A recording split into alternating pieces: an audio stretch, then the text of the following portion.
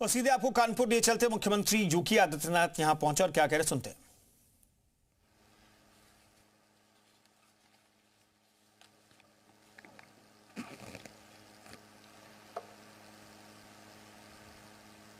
IIT Kanpur में आयोजित समन्वय के आज के इस कार्यक्रम में उत्तर प्रदेश सरकार में मंत्रिमंडल के मेरे सहयोगी, प्रदेश के MSME minister Shri Rakesh Sachan ji, director IIT Kanpur professor Manindra Agrawal जी,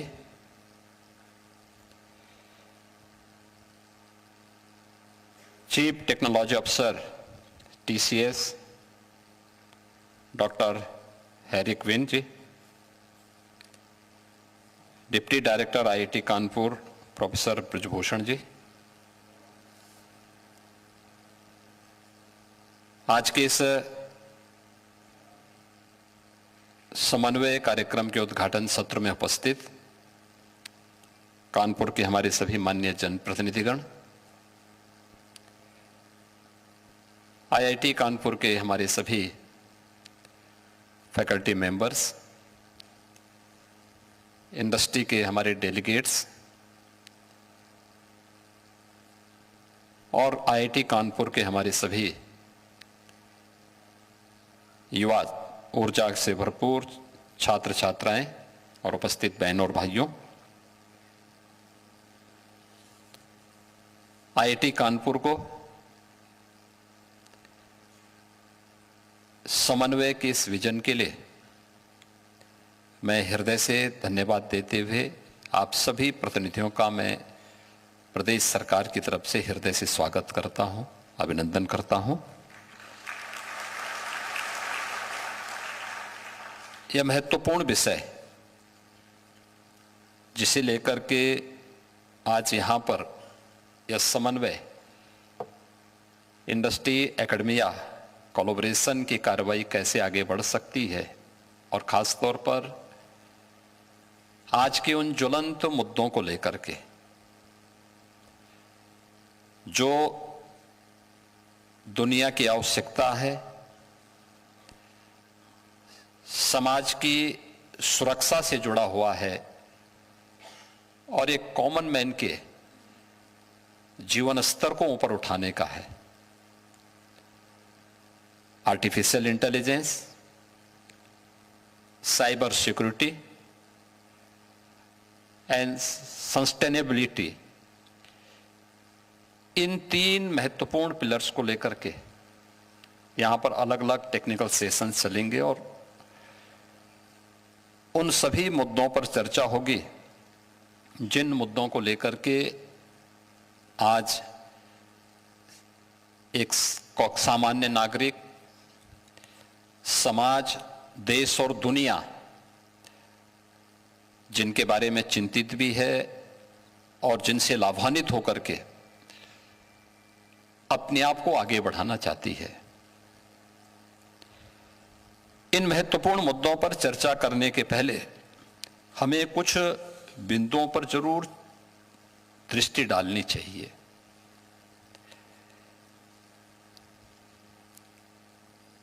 हम लोग जब भारत की बात करते हैं, कुछ लोगों को लगता है कि क्या भारत ये कर सकता है। मुझे लगता है कि यहां पे जितने भी हमारे फैकल्टी मेंबर्स हैं यहां पर, वे सब इस बात को देखते होंगे, जानते होंगे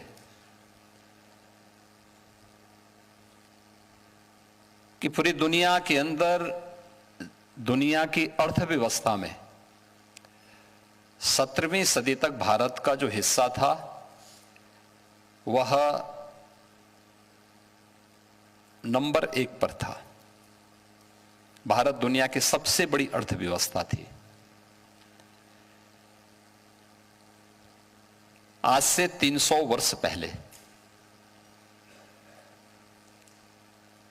भारत दुनिया की नंबर 1 की अर्थव्यवस्था थी।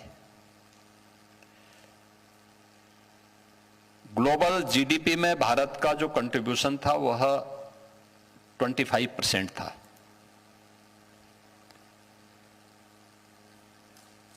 एक सदी के बाद भारत नंबर 2 पर आया, चीन नंबर 1 पर आ गया था। लेकिन पिछले 150-200 वर्षों के अंदर ऐसा क्या कुछ हुआ कि भारत लगातार नीचे आया। 1947 आते आते भारत का जो कंट्रीब्यूशन था ग्लोबल जीडीपी में वह मात्र 2% तक रह गया था।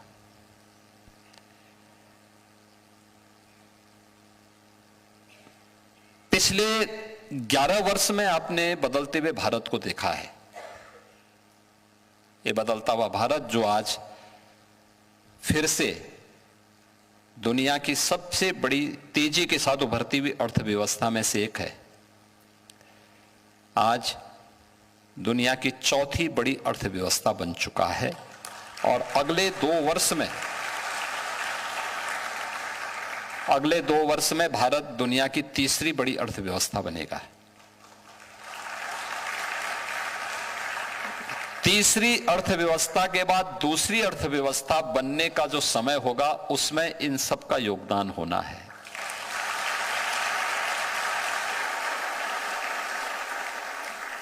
और वह समय हमारे लिए होगा विकसित भारत का।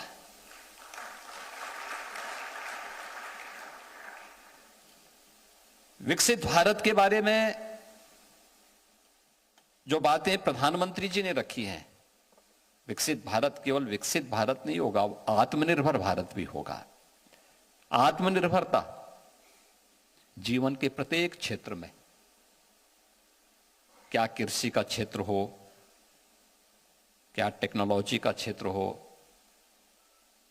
क्या जीवन की उन सभी आवश्यकताओं की दृष्टि से जिसको लेकर के आज भारत जिन चुनौतियों का सामना कर रहा है, जो चुनौतियां हमारे सामने हैं, उन चुनौतियों का सामना करने के लिए हम लोगों को कैसे कार्य करना है, इस पर अवश्य हमें विचार करना होगा। और यह इसलिए भी महत्वपूर्ण है, भारत ने इससे पहले ये सब करके दिखाया है। आज जब मैं आईआईटी कानपुर में आया हूं, आईआईटी कानपुर का अपना एक गौरवशाली इतिहास रहा है और पिछले लगभग 6 दशक में आईआईटी कानपुर ने देश के अंदर टेक्नोलॉजी के क्षेत्र में देश को बहुत कुछ देने का प्रयास किया है। अभी मैं पिछले सप्ताह नोएडा के एक सेंटर में गया था।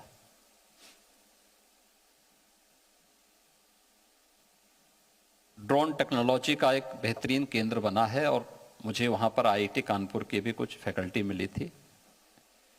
मैंने देखा वहां पर कि नए भारत की सामरिक चुनौतियों का मुकाबला कैसे हमारा युवा कर रहा है और कैसे आईआईटी कानपुर उसमें योगदान दे करके उन चुनौतियों का मुकाबला कर रहा है जो ऑपरेशन सिंदूर के अंदर या अन्य समय में हम लोग या देश झेलता है। हमारे मन में सबसे पहले यह भाव आना चाहिए कि हम कर सकते हैं। याद करिए, दुनिया का सबसे प्राचीन विश्वविद्यालय भी भारत ने दिए हैं।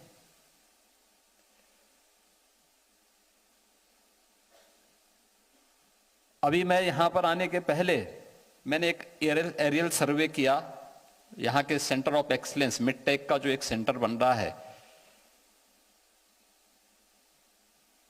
मैं देख रहा था वहां पे काफी बड़ा स्ट्रक्चर खड़ा हो चुका है और मैं मानता हूं कि अगले वर्ष कानपुर उत्तर प्रदेश वासियों को एक नया मिडटेक का सेंटर उपलब्ध करवा देगा। मैं इस बात को उस समय भी इस बात को अनुभव कर रहा था कि ये चीजें बहुत पहले होनी चाहिए थी। याद रखना, आज का समय प्रतिस्पर्धा का है। हम अगर पीछे छूट गए तो पीछे वाले की गिनती बहुत कम हो पाती है। जो पहले नंबर पर है उसके बारे में लोग मानते हैं, उसी को लोग सोचते हैं। दुनिया के प्राचीनतम विश्वविद्यालय तक्षशिला का एक उदाहरण आपके सामने में रखना चाहूंगा। तक्षशिला प्रभु श्री राम के अनुज भरत के पुत्र के नाम पर, तक्ष के नाम पर उस सिटी का नाम बना और उस विश्वविद्यालय की स्थापना होती है वहां। तक्षशिला विश्वविद्यालय, जिसने भारत को सुश्रुत और चरक जैसे आयुर्विज्ञान से जुड़े हुए, आयुर्वेद से जुड़े हुए विद्वान दिए थे। वहां पर अपना अध्ययन करने के लिए जीवक नाम का एक वैद्य भी गया था। वो वैदिकी की शिक्षा लेने के लिए वहां गए थे। काफी दिनों तक वहां रहे। अध्ययन पूरा करने के बाद वह अपने आचार्य के पास जाते हैं, कहते हैं कि मैं बहुत दिन यहां रह चुका हूं, अब मैं वापस जाना चाहता हूं। क्या मैं अपने क्षेत्र में वापस जाकर के, अपने देश में वापस जाकर के इस क्षेत्र में अपने ज्ञान से लोगों को लाभान्वित कर सकता हूं? तो आचार्य ने उन्हें कहा कि भाई मैं परमिशन एक शर्त के साथ दूंगा कि जाइए, ये सामने वन है, इस वन में उस वनस्पति को ढूंढ के लाओ जिसमें औषधीय गुण न हो। तो निकलते हैं, जीवक निकलते हैं और निकल करके वो 15 दिनों तक उन्होंने पूरे वन की खाक छानी, एक एक जगह देखते गए और उन्होंने अंत में आकर के अपने आचार्य से कहा कि नहीं, कोई ऐसी वनस्पति नहीं जिसमें औषधीय गुण न हो, और इस वन में कोई भी ऐसी वनस्पति मुझे नहीं मिली। आचार्य ने उन्हें कहा कि आप पारंगत हैं और जाइए, आगे का मार्ग आपका प्रशस्त हो। यह महत्वपूर्ण है इसलिए क्योंकि भारतीय मनीषा ने इस बात को कहा है कि अमंत्रम अक्षरम नास्ति, नास्ति मूलो अनौषधय, अयोग्यो पुरुषो नास्ति, योजकः तत्र दुर्लभ।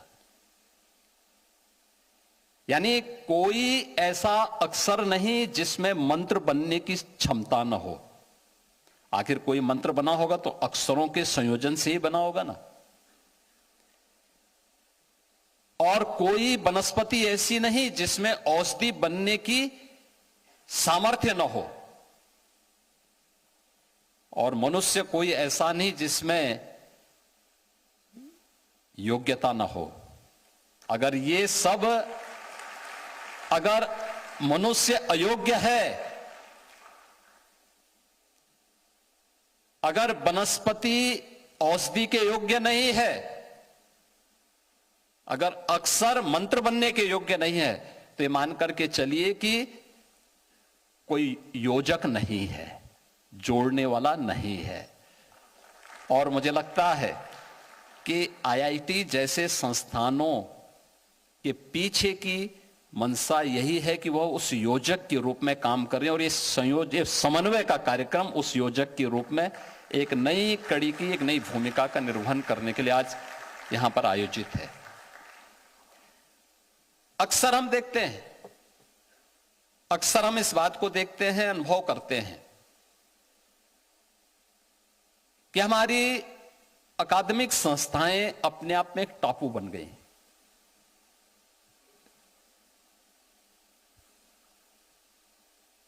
और हम लोग भी 2017 में हमारी सरकार बनी, पहले 3 वर्ष तक हम लोग भी बहुत ज्यादा संस्थाओं से बहुत हम लोगों का कनेक्शन नहीं था। लेकिन जब 2020 में कोविड ने अपनी दस्तक दी, तब हम लोगों की भी आंखें खुली कि भाई हमें कुछ इसमें देखना चाहिए, और तब आईआईटी कानपुर के साथ हमारे फिर बेहतरीन संबंध बने। क्योंकि लोग बोलते होंगे कि कोविड का आईआईटी कानपुर से क्या संबंध है, तो प्रोफेसर मनिंद्र अग्रवाल जी के द्वारा जब अपने मैथमेटिकल डायग्राम उनके द्वारा कोविड के दिए जाते थे, हम लोग इन सभी डायग्राम को स्वाभाविक रूप से हमारे कार्यक्रम का हिस्सा बनता था, और हम लोग उन सबको जगह जगह भेजते थे। पीएमओ में भी जाता था, अन्य जगह जाता था। तो पीएम साहब ने पूछा मुझसे कि प्रोफेसर मनिंद्र अग्रवाल, मैंने कहा आईआईटी कानपुर से। अन्य चीजों के बारे में भी चर्चा होने लग गई। हमें लगा कि आईआईटी कानपुर जो आकलन कर रहा है, परिणाम उसके नजदीक हैं या उसी के अनुरूप हैं, और कोविड को नियंत्रित करने के लिए हमारी जो टीम काम कर रही थी उसको बड़ी मदद मिलती थी उससे। फिर हमने इस कोलैबोरेशन को आगे बढ़ाया, और आज खैर यद्यपि हमें यहां पर डिफेंस मैन्युफैक्चरिंग कॉरिडोर में भी आईआईटी कानपुर सपोर्ट कर रहा है, सहयोग कर रहा है, और मेट्रिक का जो सेंटर ऑफ एक्सीलेंस आपका बन रहा है उसमें भी हम लोग इसीलिए स्टेट गवर्नमेंट को जोड़े हैं कि राज्य सरकार भी उसमें सहयोग कर सकें, क्योंकि उत्तर प्रदेश इस दिशा में बहुत कुछ योगदान दे सकता है। देश की आबादी का 17 से 18% आबादी जिस राज्य में निवास कर रही हो, और राज्य हाथ पे हाथ धरे हुए नहीं बैठ सकता, उसे इस दिशा में प्रयास करना ही होगा। और फिर हम लोगों ने जब इस क्षमता को देखा है, आज मुझे अच्छा लगा कि समन्वय का यह कार्यक्रम आईआईटी कानपुर और इंडस्ट्री लीडर्स के बीच में या उनके प्रतिनिधियों के बीच में आज यहां पर आयोजित हो रहा है। मेरा यह मानना है कि हर व्यक्ति में कोई ना कोई विजन जरूर होगा,